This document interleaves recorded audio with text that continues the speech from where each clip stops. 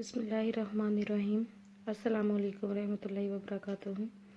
मैं अल्लामा Iqbal school system से मैं मरियम। स्टूडेंट्स, आज का जो हमारा टॉपिक है वो है नमाज के बारे में। तो लेक्चर शुरू करने से पहले मैं आप लोगों से रिक्वेस्ट करती चलूँ कि स्कूल के चैनल को सब्सक्राइब करें। प्यारे बच्चों, जैसा कि आपको पता है कि नमाज इस्लाम का दूसरा रुकन है और नमाज के बगैर दीन मुकम्मल होता ही नहीं है। ये वैसे भी नबी पाक सल्लल्लाहु अलैहि वसल्लम की हदीस है कि मोमिन और काफिर में फ़र्क करने वाली जो चीज़ है ना वो नमाज ही है। तो अल्लाह ताला ने नमाज अदा करने का हुक्म दिया है। अल्लाह ताला फरमाते हैं सूरह ताहा में आयत नंबर 14 में, व आकिमुस्सलात लिज़्ज़िक्री, और मेरी याद के लिए नमाज कायम करो। इस तरह नबी पाक सल्लल्लाहु अलैहि वसल्लम ने फरमाया कि जब बच्चा 7 साल का हो जाए तो इसे नमाज का हुक्म दो। आज मैं आपको बताऊंगी नमाज पढ़ने का तरीका। नमाज पढ़ने के लिए जो सबसे पहली चीज़ है वो है वज़ू। वज़ू आपका होना चाहिए। उसके बाद नीयत, नमाज की नीयत। आपको पता हो कि आप नमाज पढ़ें, क्योंकि नबी पाक सल्लल्लाहु अलैहि वसल्लम की हदीस है, बेशक हम लोग का दारोमदार नीयतों पर है। उसके बाद नीयत करें। नीयत करने के बाद जो सबसे पहला काम होता है वो होता है तकबीर तहरीमा। क्या होता है? तकबीर तहरीमा। ये होता है अपने दोनों हाथ कान की लुओं तक उठा के आप लोगों ने अल्लाह अकबर कहना होता है, और उसके बाद फिर आपने सना पढ़नी होती है और सूरह फातिहा और फिर सूरह इखलास। जब पढ़ लें आप, उसके बाद फिर जो होता है वो होता है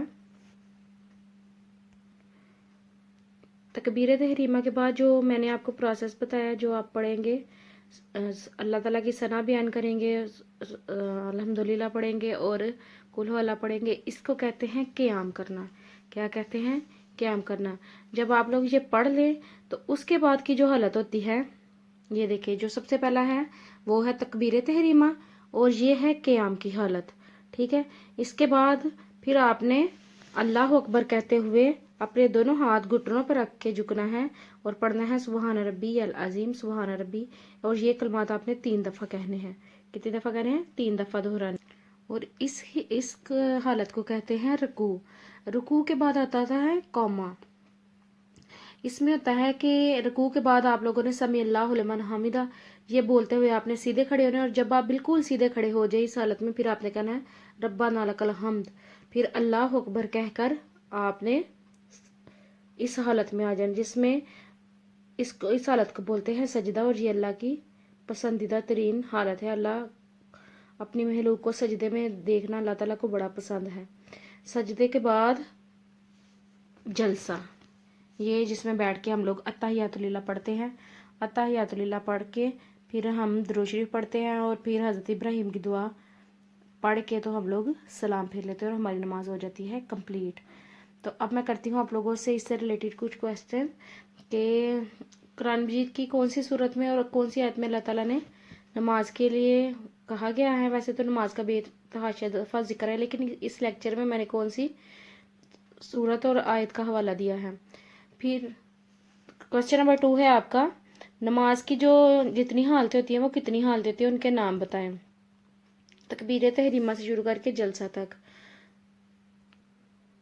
और नमाज इस्लाम का कौन सा रुकन है। क्या काफिर और मोमिन के दरमियान फ़र्क नमाज के अलावा किसी और चीज़ से हो सकता है। ये तो थी आज की हमारी वीडियो।